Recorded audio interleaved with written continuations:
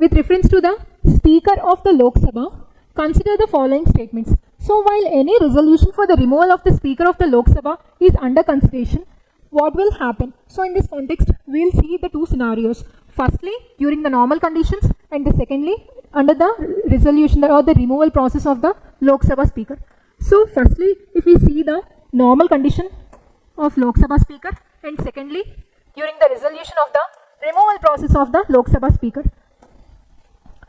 So in the normal conditions or during the ideal conditions, the Speaker will preside in the House. That means preside in the House is nothing but he will sit in the position of Speaker, whereas during the resolution of the removal process, he do not preside in the House.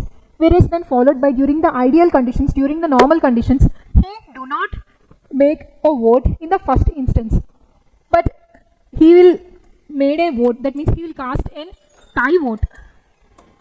Whereas during the removal resolution process, he will going to vote in the first instance. He is not going to vote he is not going to cast a tie vote.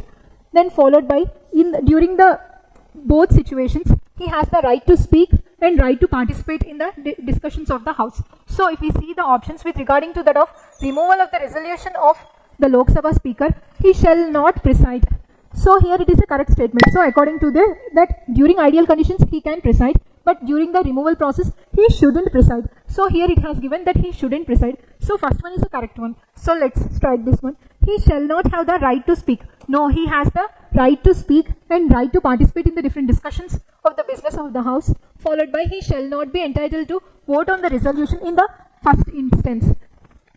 As I told you before, in ideal conditions he shouldn't vote in the first instance, whereas during the removal process he has to vote in the first instance. But here in the removal process it has given that he shouldn't vote in the first instance, so it becomes an incorrect one.